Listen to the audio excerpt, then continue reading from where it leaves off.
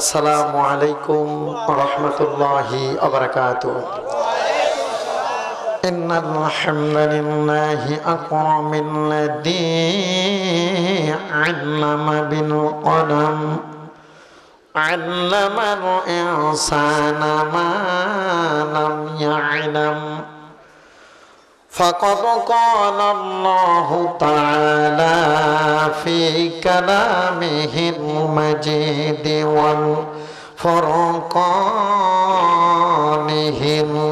الحميد। সকলেই জবান খুলে আমার সাথে পড়ুন, আউযু বিল্লাহি মিনাশ শাইতানির রাজিম। বিসমিল্লাহির রাহমানির রাহিম। ইয়া আইয়ুহাল্লাযীনা আমানু দুখুলু ফিস সিলমি কাফা। আল্লাহু আকবার বলে। ওয়ালা তাত্তাবিউ খুতুওয়াতিশ শায়াতান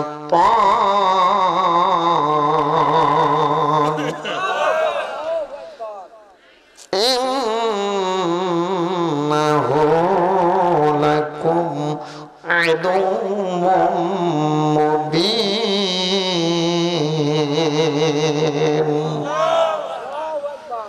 وقال رسول الله صلى الله عليه وسلم وعن ابي هريره رضي الله تعالى عنه انه قال قال رسول الله صلى الله عليه وسلم من اطاعني فقد اطاع الله ومن عصاني فقد عصى الله.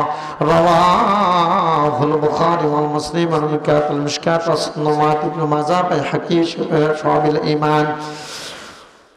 وعن ابي هريره رضي الله تعالى عنه انه لا ينظر الى صوركم واموالكم ولكن انظر في قلوبكم واعمالكم.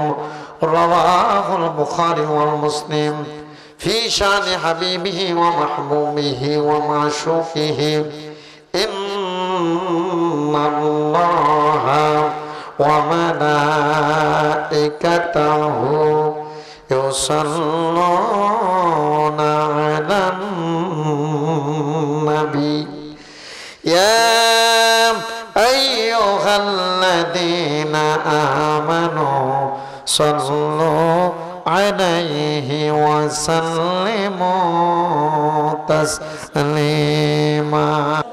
مولانا محمد وعلى آل سيدنا।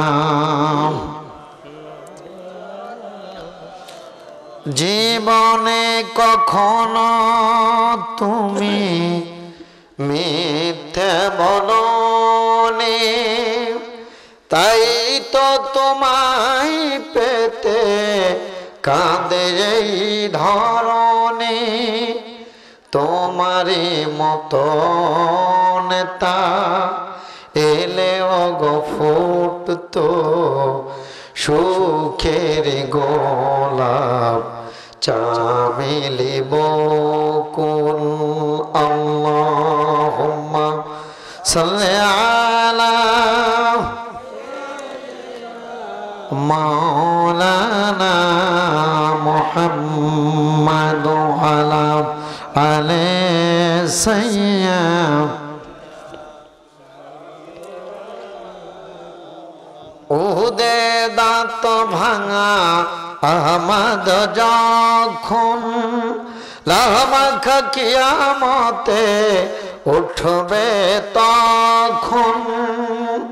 জিহাদ না করে কিভাবে দেখাবে তুমি, জিহাদ না করে কিভাবে দেখাবে তুমি চাঁদ মুখ চেহারা রূপে অতুল হে রাসূল হে রাসূল হে মেতা হে রাসূল আল্লাহুম্মা সাল্লি আলা ভাই সকলেই জবান খুলে পড়েন একসাথে মাওলানা মুহাম্মাদ ওয়ালা মাওলানা মুহাম্মাদ। পর্দার অন্তরালে অবস্থানরতা পর্দানিসীন সর্বগুণে গুণান্বিতা আমার মা ভগ্নীরা, আমি আলোচনার শুরুতেই আনুষ্ঠানিকতার মধ্য দিয়ে সকলের কাছে সালাম বিনিময় করতে চাই। আবারও সালাম দিচ্ছি, আসসালামু আলাইকুম ওয়া রাহমাতুল্লাহি তাআলা ওয়া বারাকাতুহু। মহান আল্লাহ সুবহানাহু ওয়া তাআলার দরবারে শুকরিয়া জ্ঞাপন করছি, যিনি অত্যন্ত দয়া করে মায়া করে আমার মতো আপনার মতো কিছু গোলামকে কোরআনের মজলিসে উপস্থিত হওয়ার তৌফিক দিয়েছেন। এই জন্য আপনারা বেজান না খুশি? যদি থাকেন খুশি আওয়াজ দিতে হবে। সকলেই আল্লাহ পাককে খুশি করার জন্য হৃদয়ের সমস্ত আবেগটুকুন উজাড় করে আল্লাহ পাকের শ্রেষ্ঠত্ব বর্ণনা করছি, লক্ষ কোটি সুজুদ এবং শুকরিয়া আদা করছি, জবান খুলে বলছি আলহামদুলিল্লাহ। অতঃপর নবীর প্রতি দরুদ সালাম, যিনি ছিলেন নির্যাতিত ও নিপীড়িত মানুষের বন্ধু, যিনি ছিলেন পথ বলা মানুষদের পথের গাইডলাইনের দিশারি, যিনি ছিলেন বঞ্চিত অথবা অধিকার বঞ্চিত মানুষদের অধিকার ফিরে দেওয়ার জন্য স্বতন্ত্র প্রহরী, সেই লিডারের প্রতি দরুদ সালাম সকলেই কৃপণতাকে দূর করে ভক্তি ভরে তার প্রতি শ্রদ্ধা নিবেদন করে সালাম বর্ষণ করছি। সকলেই বলেন সাল্লাল্লাহু আলাইহি ওয়াসাল্লাম। রহমত অগণিত বর্ষা বর্ষত এবং আল্লাহ পাকের রহমত কল্যাণ নাজিল হোক তাদের প্রতি যারা কোরআনের জন্য জীবন দিয়েছেন, রক্ত দিয়েছেন। আজও মদিনার মাটি সহ সারা পৃথিবীর জমিনে যারা কোরআনের জন্য শুয়ে আছে সকলেই বলেন আল্লাহুম্মা আমিন। আমি আপনাদের খেদমতে মহাগ্রন্থ আল কোরআনের সূরা বাকারার কোন সূরা 208 নম্বর আয়াতে কারিমা তেলাওয়াত করেছি এবং বুখারী মুসলিম শরীফ থেকে 2-3টা হাদিস তেলাওয়াত করেছি। চেষ্টা করব যদি আমার আল্লাহ কুদরত ওয়ালা আমাকে দুটি কথা বলার তৌফিক দান করে আপনাদের খেদমতে বলবো তৌফিকি ইল্লা বিল্লাহ, আল্লাহুম্মা আমিন। সকলেই বলেন আল্লাহুম্মা আমিন। কিন্তু আলোচনা শুরুর আগে শ্রোতাদের অ্যাক্টিভ বক্তার সাথে হওয়া উচিত, ঠিক কিনা? ছাত্ররা লেকচার কখনোই বুঝতে পারবে না প্রফেসরের যদি তার সাথে অ্যাটেনটিভলি মনোযোগ সংযোগ না থাকে। এই জন্য সংযোগ দেওয়ার জন্য আপনাদের সাথে নেগেটিভ পজিটিভ একটু আকর্ষণ করতে চাই। রাজি আছেন? তাহলে একটু আমার সাথে তাকবীর দিতে পারবেন কি ভাই? একটু তাকবীর দেন। লিল্লাহে তাকবীর, লিল্লাহে তাকবীর। কোরআন হাদিস যেখানে, আলেম ওলামা যেখানে, বড় চান্দায় জালো, সারা দেশে জালো, লিল্লাহে তাকবীর। ভাই কষ্ট পালেন? আমি কিন্তু বলি না যে আল কোরআন আলো সংসদে জালো, এটা বললে অনেকে বলে না, আমরা অন্য দল করি ভাই, মন খারাপ করে। এই জন্য আমি বলছি যে বড় চান্দায় জালো আলকে, এখানে তার কোনো সমস্যা নাই। শোন, আল্লাহ এখানে বলেন কি, আমাদেরকে খালি ইমানদার হলে হবে না, আমাদের সমস্ত কাজকর্ম করার জন্য ইসলামের মধ্যে সরাসরি ঢুকতে হবে। হুকুম ডাকা। তাহলে আমি রমজান মাস আসলে রোজা রাখি, নামাজও পড়ি, মুসল্লির সংখ্যা বেড়ে যায়। তাহলে আমি নামাজ, ইসলাম, কোরআন কিছু আংশিক মানবো আর কিছু আংশিক মানবো না। আল্লাহ কি এরকম বলেছে? আল্লাহ বলেছে তোমার জীবনের এ টু জেড যত কাজকর্ম আছে সব ইসলামের মধ্যে প্রবেশ করাইতে হবে, ঢুকতে হবে। তাহলে শুধু নামাজ পড়লেই ইসলাম হলো না, শুধু কোরআন মানলেই, রোজা রাখলেই ইসলাম হলো না, শুধুমাত্র হজ করলেই টাকা আছে ইসলাম হলো না। আমার জীবনের সম্পূর্ণ কাজগুলো ইসলাম এবং কোরআন মাফিক হতে হবে। এই জন্য আল্লাহ বলেছে তোমরা সরাসরি ইসলামের মধ্যে প্রবেশ করো। হুকুম কার? বন্ধন ভাইরা লক্ষ্য করেন, আমরা কি সমস্ত কাজ কি কোরআন মোতাবেক করি? লক্ষ্য করেন, আমার সমাজের যেই ভাইরা রমজানে রোজা করে, সারা বছর নামাজ পড়ে, টাকা পয়সা যাদের বেশি তারা কিন্তু হজ করে। এই ভাইদের উপরে গ্রামের পারমাণিক প্রধানের দায়িত্ব যদি থাকে, বিচারালয়ের সেক্টরের দায়িত্ব যদি থাকে, স্বরাষ্ট্রীয় কাজের দায়িত্ব যদি থাকে, এরা কোরআন মোতাবেক বিচার করে না। জোরে বলেন ঠিক কিনা? বন্ধুগণ, দেশের প্রেসিডেন্ট যখন ওমর ইবনুল খাত্তাব, ওই সময় বিশ্ব নবী চোখের পানি ছেড়ে দিয়ে বলেন, সাহাবীরা রে, আমি নবী তোমাদের জন্য বলে গেলাম, এই দুনিয়ায় কোন মানুষ মন গড়া মতবাদ চালাতে পারবে না। আমার আল্লাহ বাকারার মধ্যে 208 নম্বর আয়াতে বলেন, এই দুনিয়ায় যারা ঈমানের পরিচয় দেবেন, আল্লাহ বলে, ইয়া আইয়ুহাল্লাযীনা আমানু দুখুলু ফিস সিলমি কাফা। আল্লাহু আকবার।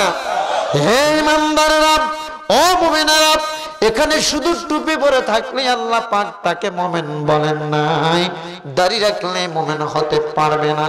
তাহলে মনমোহন সিং যিনি, তার দাড়ি আছে না নাই? কথা বলেন না কেন? আমেরিকা ভারতের যে যুবক ইয়াং জেনারেশন এখন যারা আমার বগুড়ায় আছে, এখানে দাড়ি রাখছে এইটুকু সাঁচ দিয়া, সার দাড়ি কি দাড়ি কি, আবার এটা কাটা এখানে রাখছে, আছে না নাই? টিকা দাড়ি। তাহলে দাড়ি রাখলে মুমিন হবে না। আবার যদি মনে করেন শুধুমাত্র পাগড়ি পরলাম মুমিন, তাই যদি হয়, আপনার পাগড়ির চাইতে দামি সুন্দর করে পাগড়ি বাঁধে মনমোহন সিং, ভারতের প্রধানমন্ত্রী, উনি কি মুসলমান নাকি?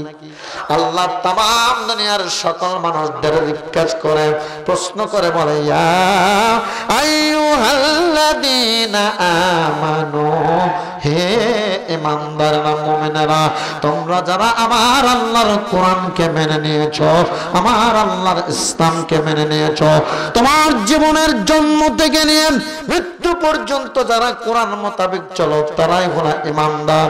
উদখুলু, তোমরা প্রবেশ করো, ফিস-সিলমি কাফা, পরিপূর্ণভাবে ইসলামের মধ্যে ঢোকো। হুকুম ডাকা। ভাই কার হুকুম এটা? কথা বলেন শোনা ভাইরা। বন্ধুগণ, হযরত ওমর রাদিয়াল্লাহু দেশের প্রেসিডেন্ট, তার শাসন আমলে হাদিসের মধ্যে ঘটনাখানা এসেছে, আপনার মনোযোগ দেন। ওই সময় ইসলামের রাষ্ট্রের মধ্যে তার ছেলে, ওমরের ছেলের নাম হলো আব্দুল্লাহ। কি নাম?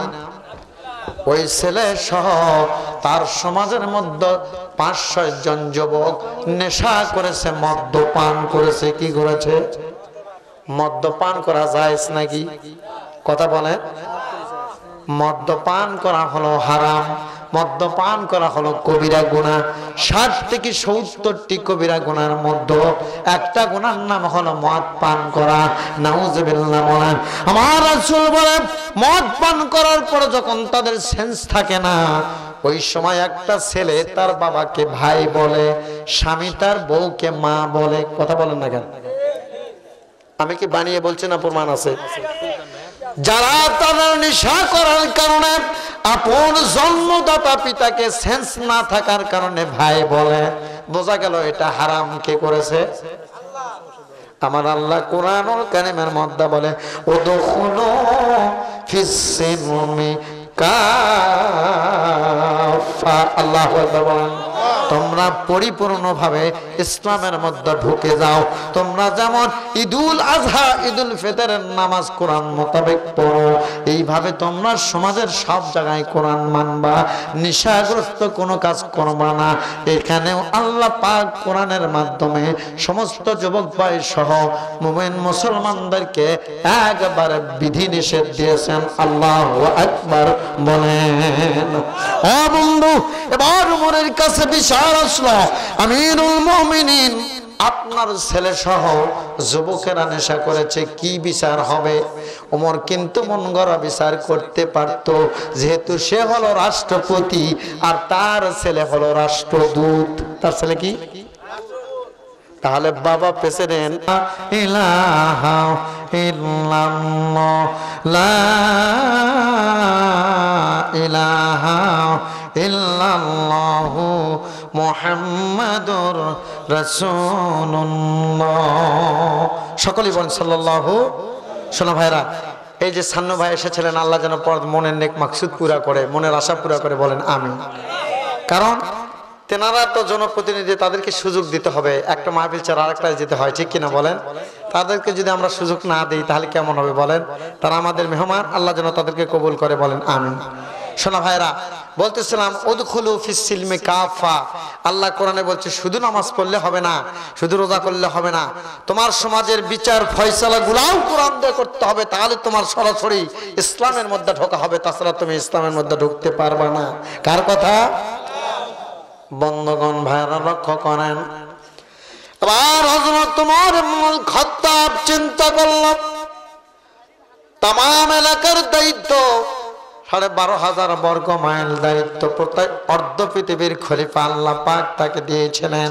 কত পেটি?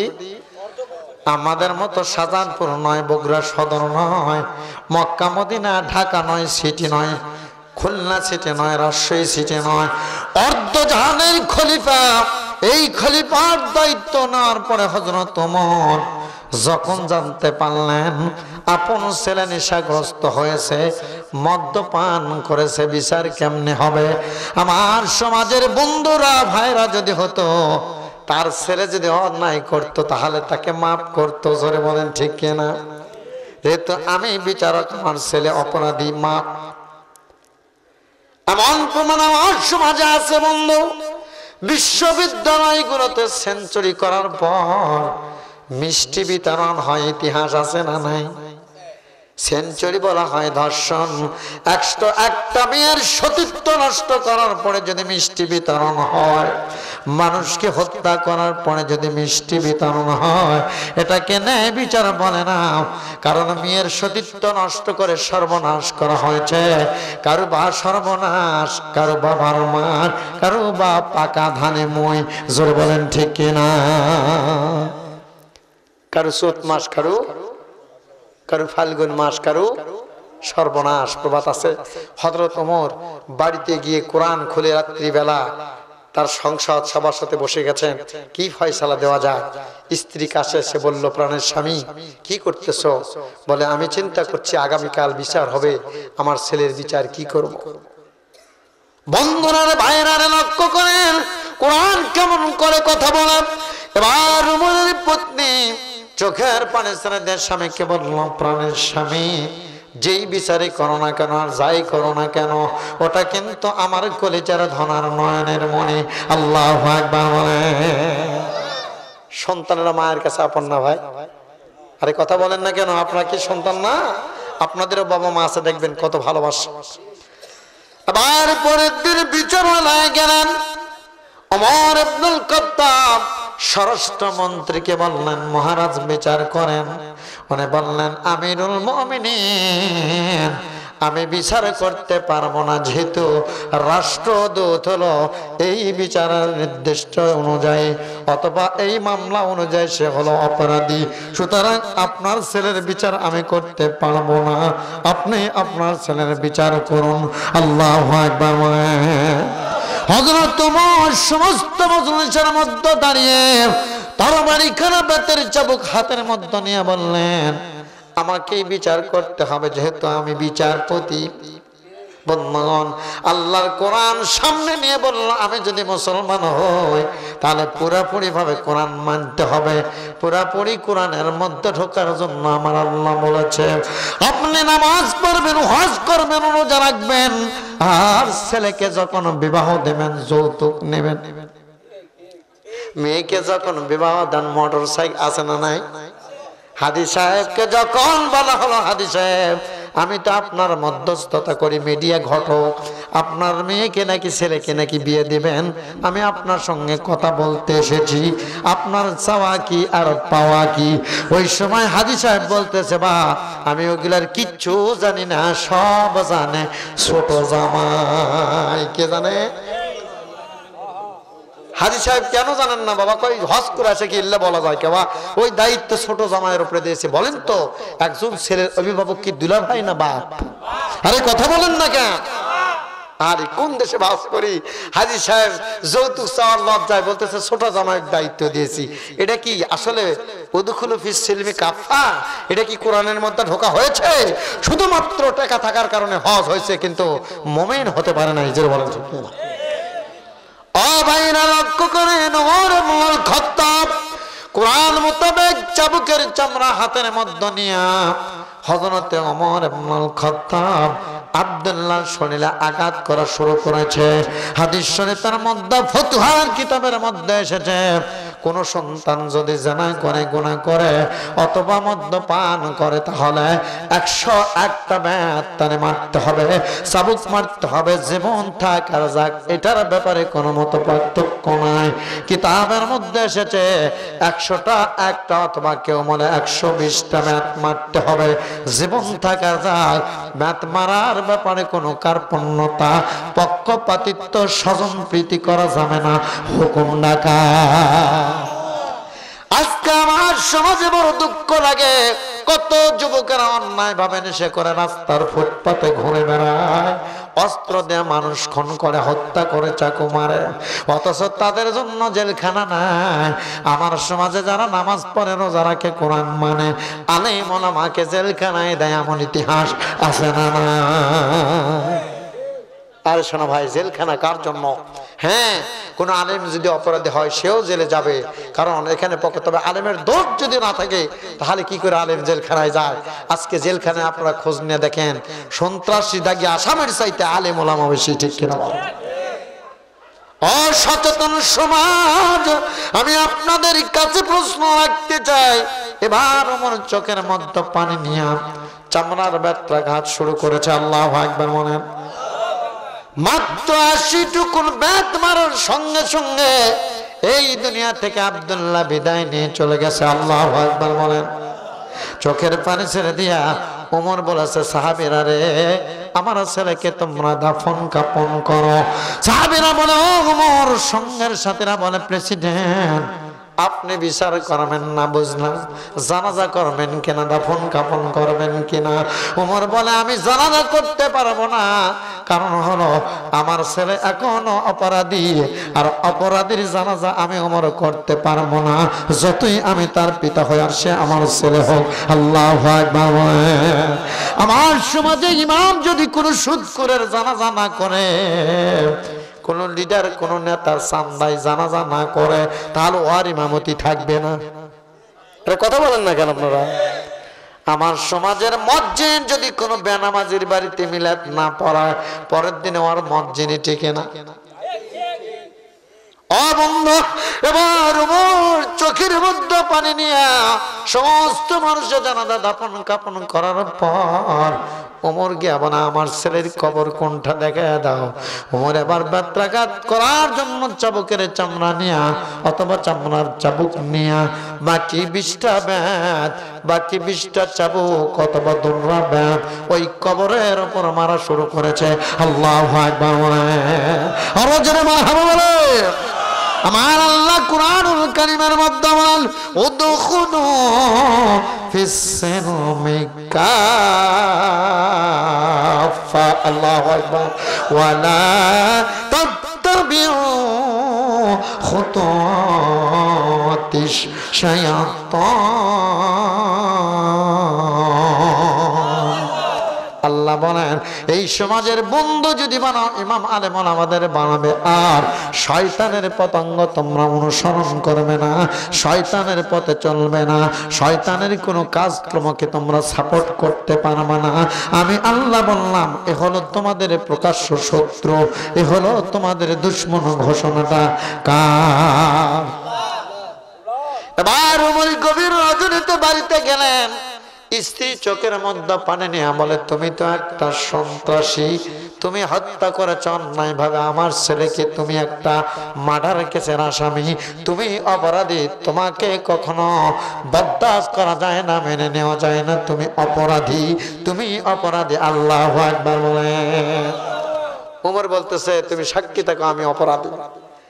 আবার বিচার হলো, ওমর চোখের পানি ফালায় নাই, ঘরের মধ্যে প্রবেশ করে, যেই ঘরের মধ্যে আব্দুল্লাহ শয়ন করত, ঘরের মধ্যে গিয়া আব্দুল্লাহর মাথায় দেওয়া বালিশখানা বুকের মধ্যে চেপে ধরে কাঁদতে লাগলেন আর বুকটা বানাতে লাগলেন, সন্তানেরে তুমি কাল কিয়ামতের ময়দানে আমাকে মাসামাই করো না, আমি আমার আল্লাহর কোরআন মোতাবেক বিচার ফয়সালা করেছি। আল্লাহু আকবার।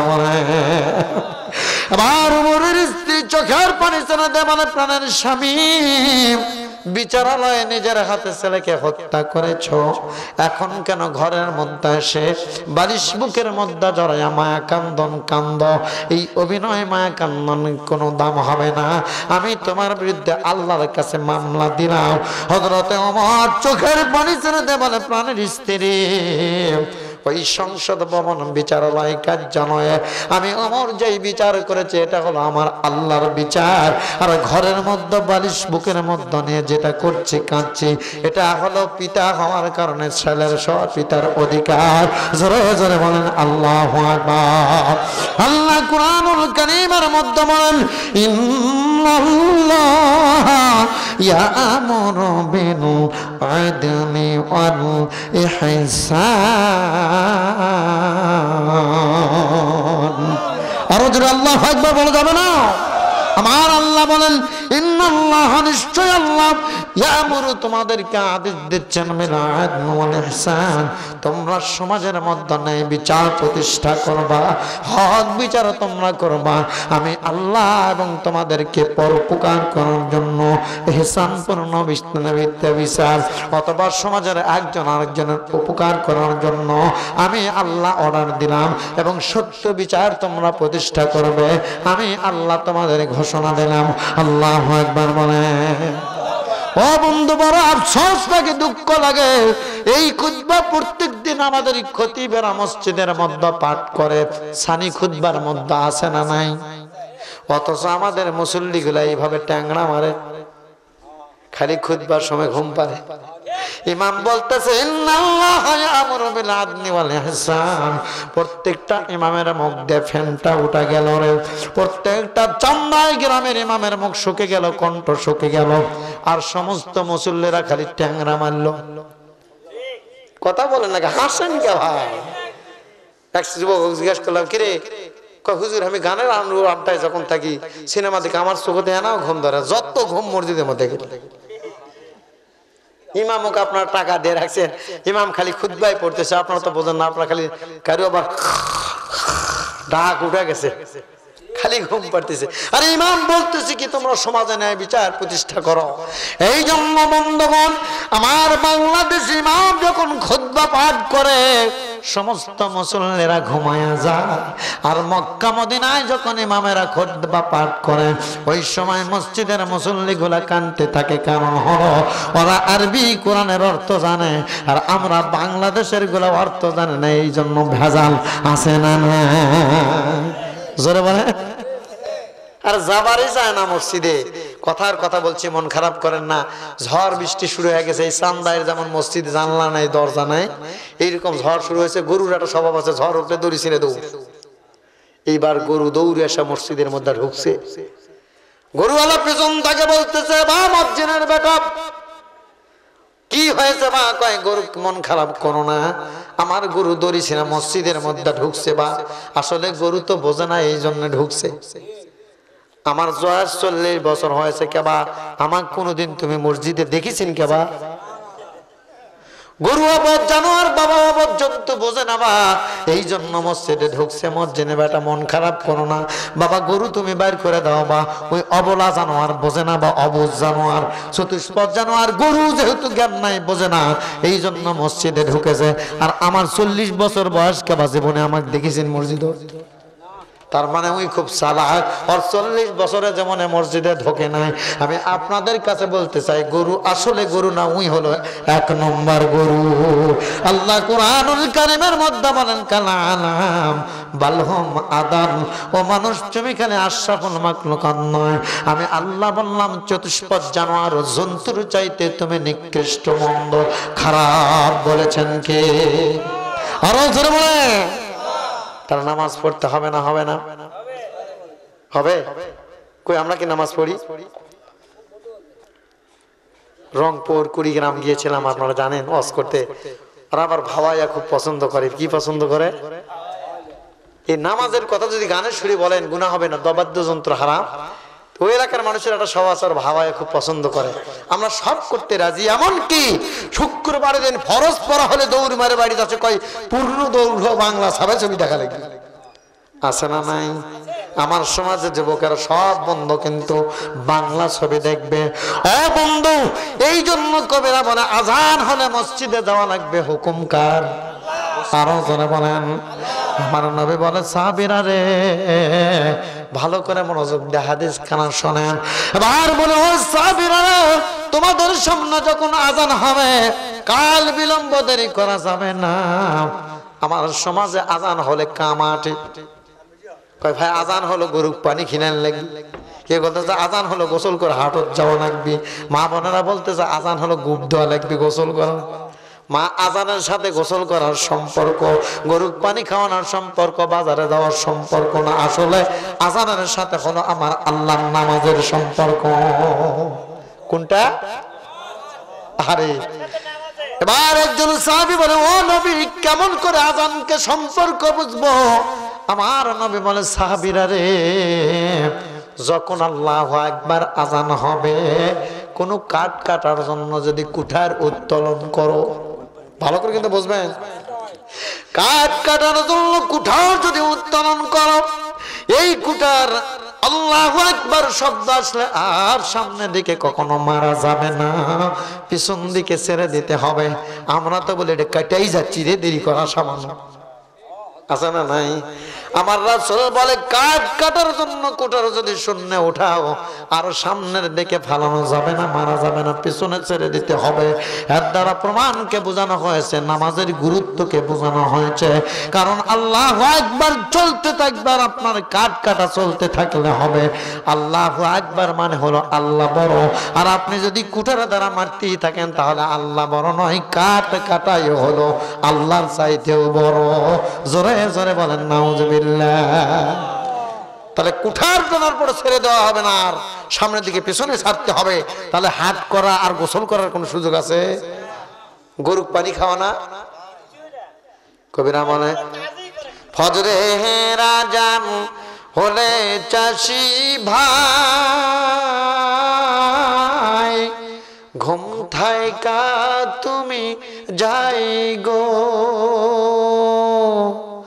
ভিয়ান বেলা উইটা চাষি ভাই হালের মোটা ধৈর চাষি ভাই নামাজ কালামাগি পইর। মারহাবা বলেন। ফজর শেষে জোহর আইলে হালকা নয়া তুমি থুইও, গোসল সেরে ওযু করে নামাজ কালাম পইর চাষি ভাই, পরে হালের মুঠা ধইর। জোরে জোরে বলেন মারহাবা। কবিরা বুঝালো তুমি হাল করো, ব্যবসা করো, বাণিজ্য করো, সমস্যা নাই, আগে ওযু করো, নামাজ পড়ো, তারপরে হালের মুঠা ধরো। কথা বলেন না কেন? আজকে আমরা কোন জায়গায় মন্দ I come to my point সামনে নিয়ে যেতে চাই, তাহলে আমার আল্লাহ বলেছে তোমাদেরকে সম্পূর্ণভাবে ইসলামের মধ্যে ঢুকতে হবে, সামান্য ঢুকলে চলবে না, হুকুম ডাকা। বন্ধু কিতাবের মধ্যে এসেছে নাসাই শরীফ, তিরমিজি শরীফ, মুসলিম শরীফ, ইবনে মাজাহ শরীফের মধ্যে হাদিস খানা এসেছে, যখন দুনিয়ার মসজিদে আজান হয় ওই মানুষেরা যখন নামাজে না যায় আল্লাহ পাক জাহান্নাম থেকে ফেরেশতাদেরকে নিয়ে বিশাল বড় জাহান্নামের একটা অগ্নিকুণ্ড নিয়ে ওই বাড়ির উপরে বরাবর আসমানে অবস্থান করতে থাকে। নাউজুবিল্লাহ বলবেন না? এবার ওই বাড়ির কারস্থ অথবা যাদের উপরে শরীয়ত ফরজ এরা যদি নামাজের মধ্যে মসজিদে না যায় আল্লাহ পাক ফেরেশতাদের অর্ডার করার জন্য অপেক্ষা করতে থাকে। আল্লাহ বলে আমার ফেরেশতা জাহান্নামের অগ্নিকুণ্ডে এখনই বাড়ির উপর নিক্ষেপ করো না। আল্লাহু আকবার বলে। কি দয়া নবী, আল্লাহর কি দয়া রে। একটু চেষ্টা করা দরকার। ও ফেরেশতারা, তোমরা জাহান্নামে অগ্নিকুণ্ড বাড়ির উপরে নিক্ষেপ করো না। সবে মাত্র আজান হলো, দেখো তো ওইবারে গারস্থ নামাজে যায় কিনা, মসজিদের মধ্যে পা বাড়ায় কিনা, দেখো দেখো। আর পরেও যখন আল্লাহ পাক দেখেন নামাজ হয়ে গেছে, সময় পার, ওয়াক্ত পার, এমন সময় জাহান্নামের ফেরেশতারা ওই বাড়িতে যখন অগ্নিকুণ্ডে নিক্ষেপ করবে, আল্লাহ বলে কতগুলি অসহায় নারী আর শিশু আর পোকামাকড়, গরু ছাগল, এই অসহায় কীট পতঙ্গের দিকে লক্ষ্য করে আল্লাহ বলে, ওই অসহায় শিশু মহিলারা যদি না থাকতো আর প্রাণীগুলো না থাকতো, তাহলে আমি আল্লাহ জাহান্নামের আগুন দিয়ে ওই বাড়ির সমস্ত মানুষকে ধ্বংস করে দিতাম। জোরে বলেন নাউযুবিল্লাহ। কিন্তু আমি আল্লাহ দয়া পরামর্শ হয়ে এটা করি না, একমাত্র অসহায় নারীদের দিকে নজর করে, শিশুদের দিকে নজর করে, প্রাণীদের দিকে নজর করে আমি আল্লাহ দয়ার খাতিরে তাদেরকে ক্ষমা করে দে। জোরে জোরে বলেন মারহাবা, আরো জোরে আল্লাহু আকবার। ও বন্ধু, তাহলে সম্পূর্ণভাবে ইসলামের মধ্যে যদি প্রবেশ করতে যান, তাহলে শয়তানের অনুকরণ করা যাবে না। কার হুকুম? আরো জোরে বলেন। আমাদের সমাজে শয়তানের অনুকরণ চলে কিনা? চলে। আজকে কোরআনের মাহফিলের জন্য অনুমতি নেওয়া লাগে, যাত্রা গান আর বাইস্কোপ বলেন, লটারির কোনো অনুমতি লাগে না। কথা বলেন না কেন? এই বাংলাদেশে পুস্কটারের অর্ডার হয়, এই বাংলাদেশে নেশা করার অনুমতি পায়, কিন্তু কোরআনের মাহফিলে অনুমতি চলে না। অথচ আল্লাহ বলেছে মানুষেরা কিসের অহংকার করো, এই দুনিয়া একদিন ধ্বংস হবে, আমি আল্লাহ ছাড়া কেউ অবশিষ্ট থাকবে না। আল্লাহ পাক কোরআনুল কারীমের মধ্যে বলে কুল্লু মান আলাইহা ফানি ওয়া ইয়াবকা ওয়াজহু রাব্বিকা যুল জালালি ওয়াল ইকরাম।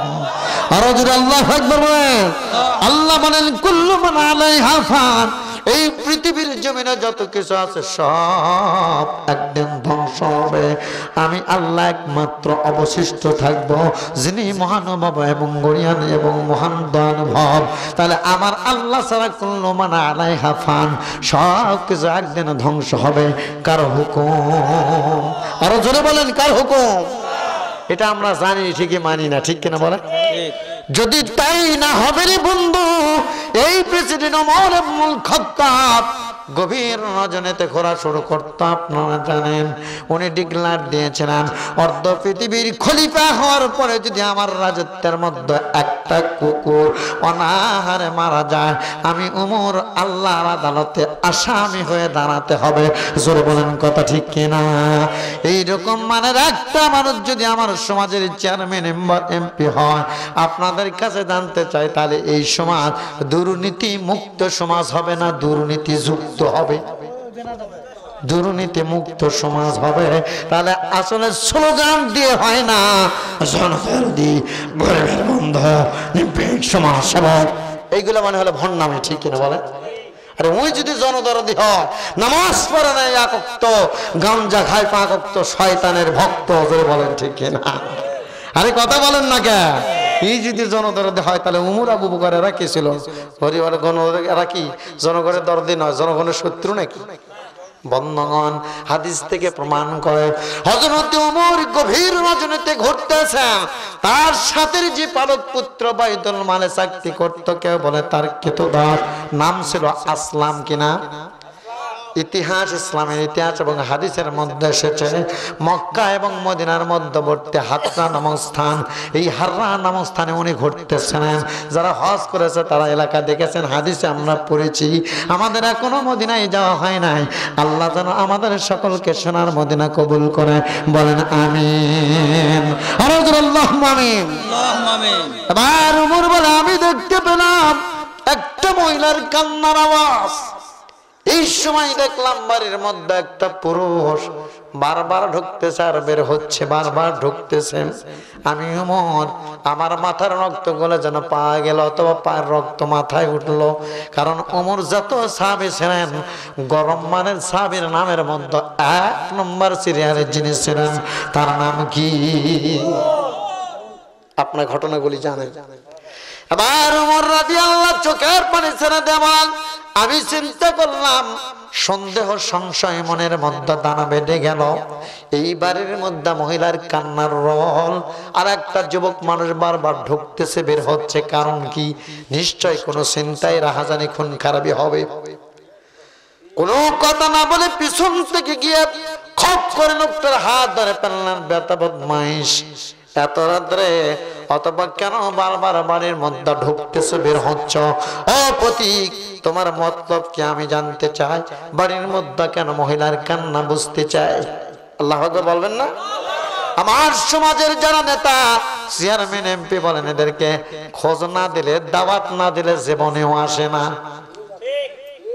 এদেরকে যদি মাহফিলে দাওয়াত না দেন, চান্দায় জীবনে আসবে না। কিসের জন্য দরদি তুমি?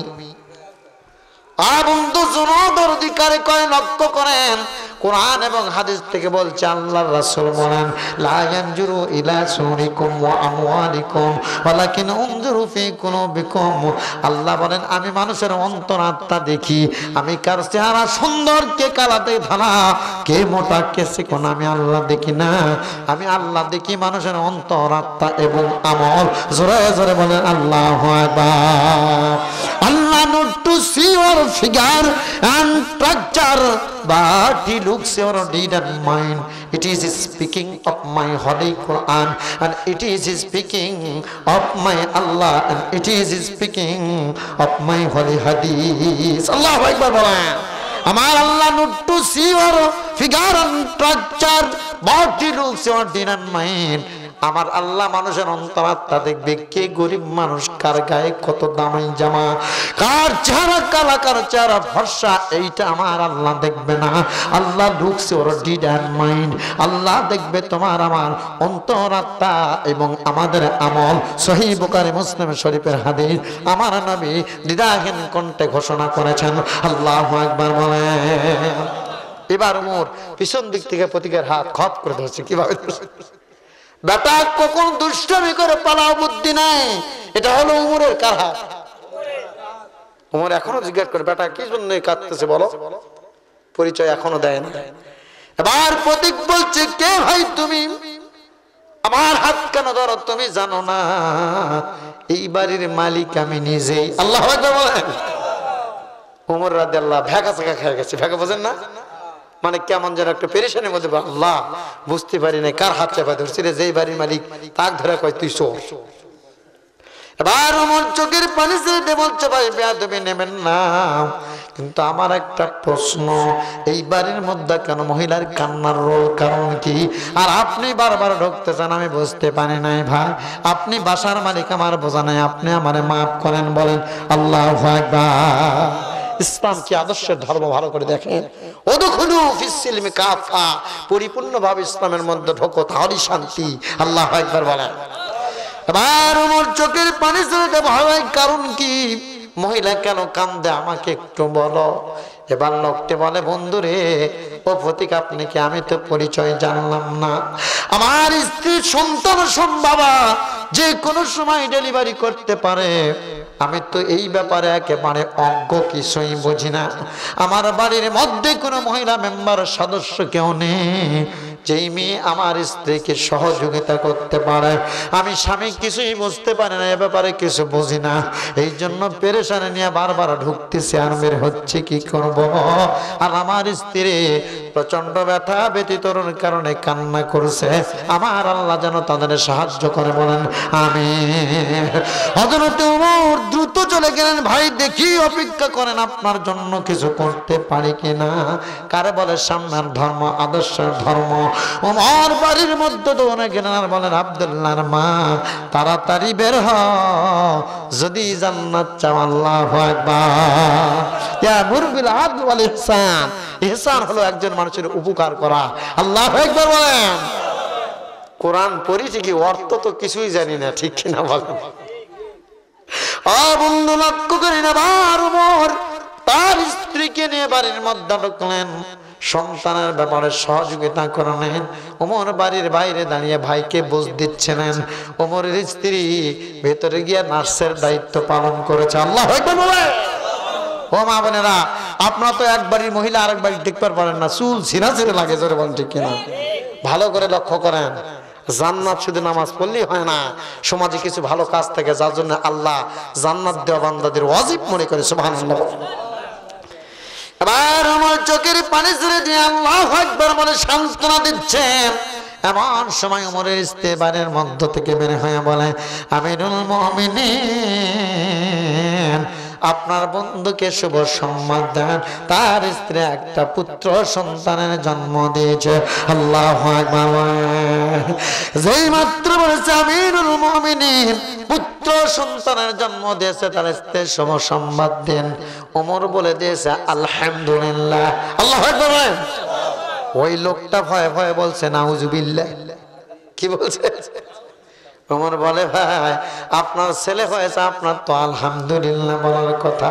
আমি যেমন বললাম আল্লাহর শুকরিয়া করা দরকার। ও প্রতীক ভাই, কেন আপনি ইন্নালিল্লাহ বললেন, নাউজুবিল্লাহ বললেন, কারণ কি? বলে আমিরুল মুমিনিন, বুঝতে পারি না আপনি দেশের প্রেসিডেন্ট, এই কারণে আমার ছেলে হলে আমার মনের মধ্যে খুশি নাই, কারণ আমি আপনার সঙ্গে বেয়াদবি করেছি। আপনি দেশের প্রেসিডেন্ট, বসতে তো দিতে পারি না, বরং বাজে ব্যবহার করেছি, এই জন্য ছেলে হলেও মনের মধ্যে খুশি নাই যে আমার প্রেসিডেন্টকে আমি বসতেও দেই নাই, ভয়ে নাউজুবিল্লাহ ইন্নালিল্লাহ বলেছি। ওমর চোখের পানি ছেড়ে দিয়ে বলে, ভাই ভয়ের কারণ নাই, আমাদের দায়িত্ব ছিল আপনার আগেই খোঁজ নেওয়া, নিতে পারি নাই, কাল কিয়ামতে যেন আপনি আমাকে আসামি করবেন না। আল্লাহু আকবার বলেন। কি আদর্শ দেশের প্রেসিডেন্ট! সাধারণ একজন শ্রোতা একজন দেশের নাগরিকের কাছে ক্ষমা চায়, আল্লাহু আকবার বলবেন না? আর আমাকে এগুলা যদি ইউনিয়ন সভাপতি হয়, গ্রাম সরকার পাইতি নেতা হয়, ওর গরমে থাকা যায় না, ওর নাম যদি একটা কথার কথা পোস্টারে না জানতো সবাই করবে দিবে না। কথা বলেন না কে ভাই? অথবা একটা ইউনিয়ন নেতা, ওয়াক যদি আপনি দাওয়াত কাট না দেন, কবি তোরটে মাহফিল বন্ধ।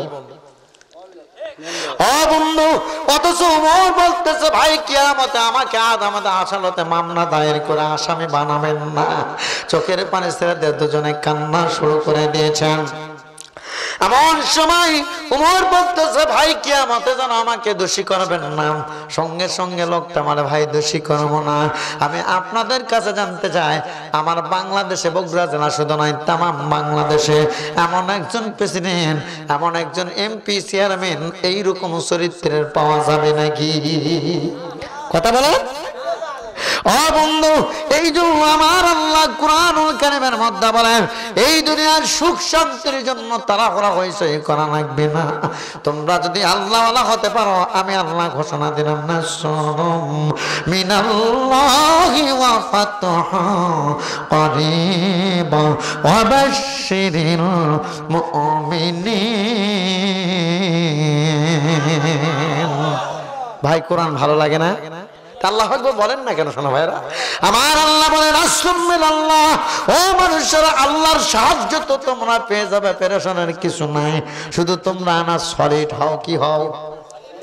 তোমরা 1 নম্বর হও, 5-এ ঢিল হয়েও না। আমরা কোরআন পেয়েছি 1 নম্বর, নবী পেয়েছি 1 নম্বর, কিন্তু আমরা হলাম 22 নম্বর। জোরে বলেন ঠিক কিনা? ঠিক। ও বন্ধু, আমার আল্লাহ বলেন, আল্লাহ, আমি আল্লাহ তোমাদের সাহায্য করব, ফাতহুন করিম, আর বিজয়ের সময় হলে বিজয় দান করব।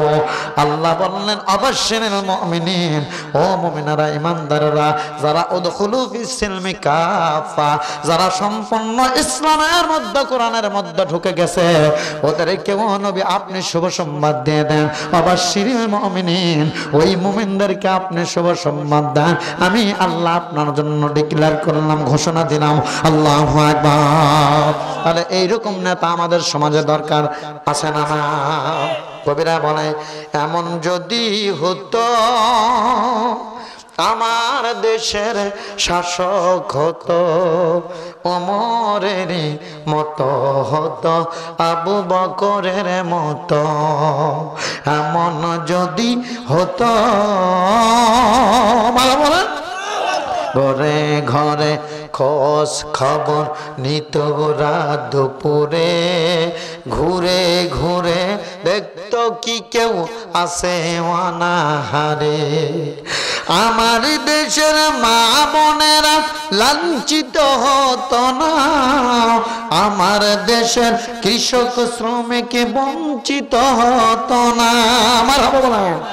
আমার দেশের মা বোনেরা ইপটিজিং হতো না, আমার দেশের কৃষক শ্রমিক বঞ্চিত হতো না। ধনী গরিব সমানভাবে শান্তি ফিরে পেত যদি আমার দেশের শাসক হতো ওমরের মতো, হতো আবু বকরের মতো। এমন যদি হতো, একটু জিকির করি লা ইলাহা ইল্লাল্লাহ, জোরে লা ইলাহা ইল্লাল্লাহ, ইল্লাল্লাহু ইল্লাল্লাহ, লা ইলাহা ইল্লাল্লাহ, জোরে লা ইলাহা, জোরে জোরে লা ইলাহা।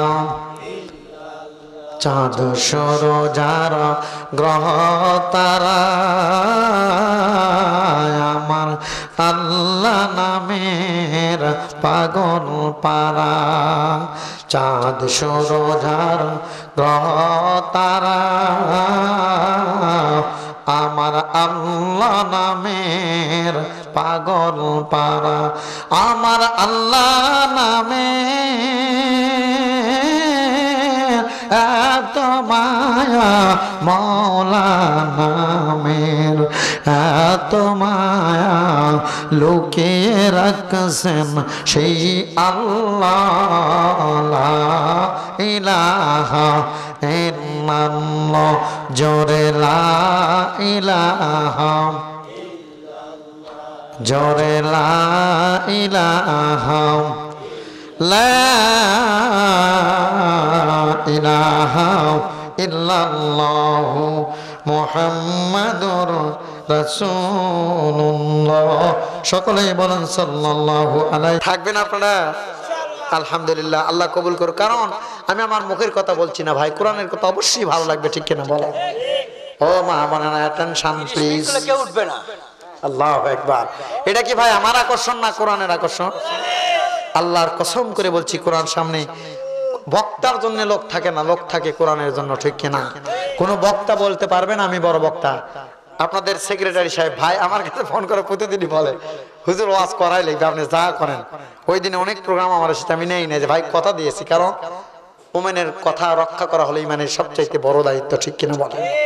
সোনা ভাইয়ার সামনে যায়, ও মায়েরা আপনাদেরকে উদখুলু ফিস সিলমি কাফা, অবশ্যই আপনাদেরকে ইসলামের মধ্যে ঢুকতে হবে। মা, এই ঘোষণা কার?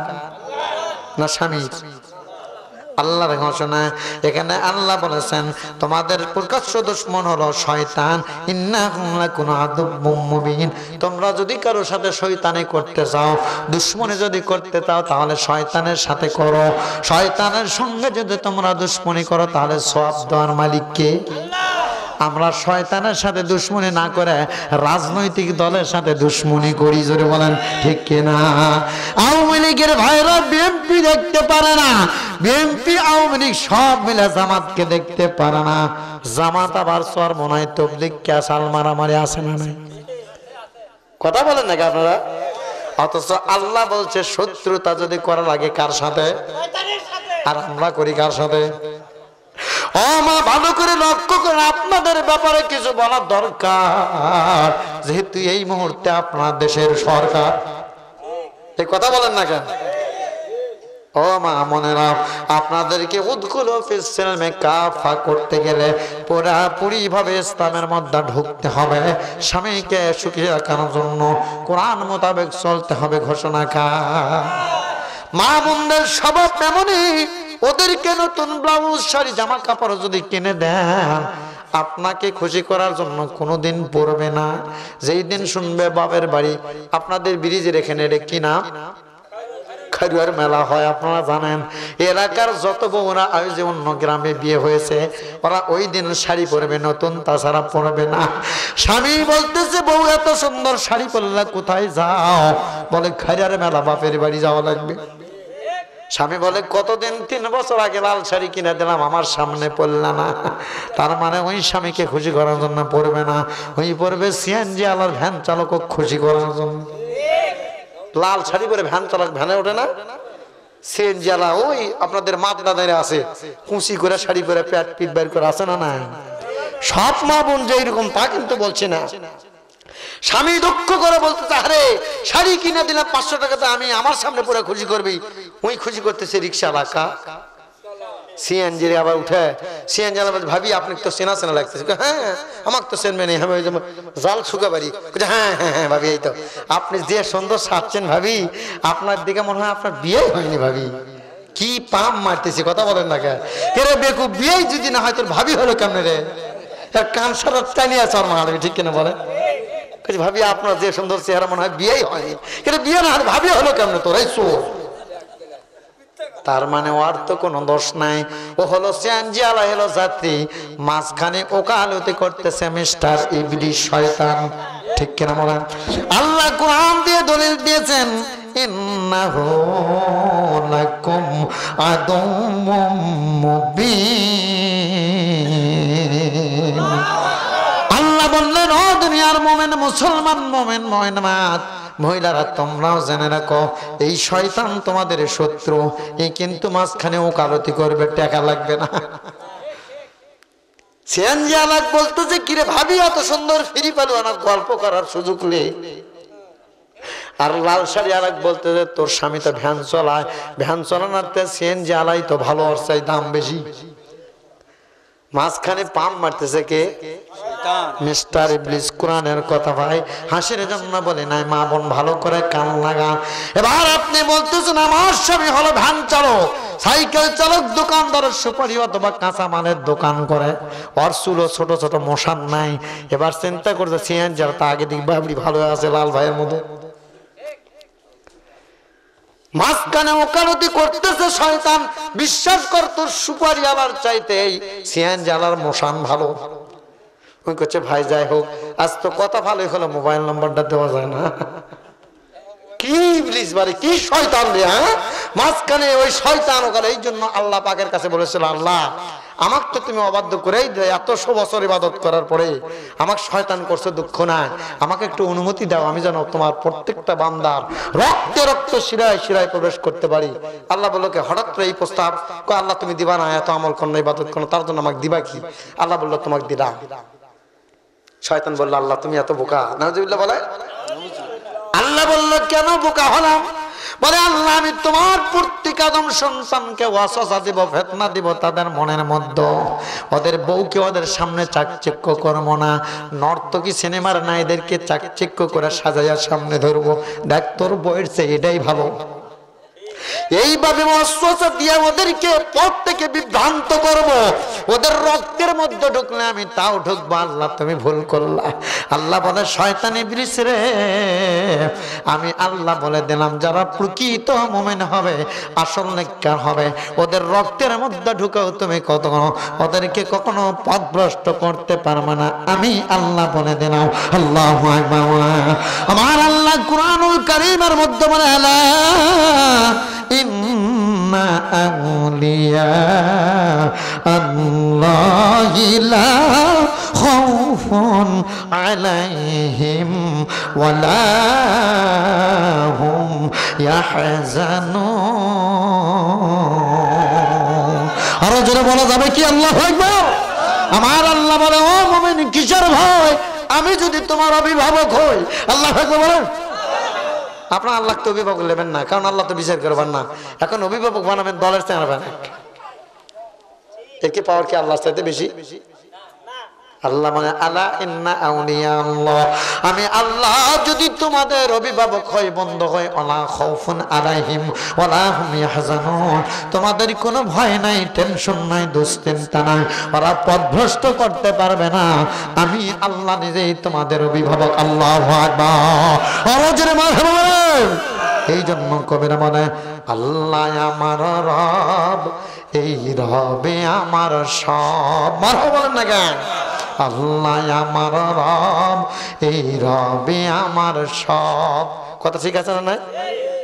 অন্য আয়াতে কবিরা বলেন, অন্য গজলের মধ্যে বলেন, ও মুসলমান দাঁড়াও তুমি, সাথে নিয়ে যাও কোরআন খানি। মারহাবা বলেন না কেন? ও মুসলমান দাঁড়াও তুমি, সাথে নিয়ে যাও কোরআন খানি। সেজ বিচারের ঘর মানে চায়, সেজ বিচারের অন্ধকারে পথ চলিতে পারবে তুমি। ও মুসাফির দাঁড়াও তুমি, সাথে নিয়ে যাও কোরআন খানি। লা ইলাহা ইল্লাল্লাহ, জোরে লা ইলাহা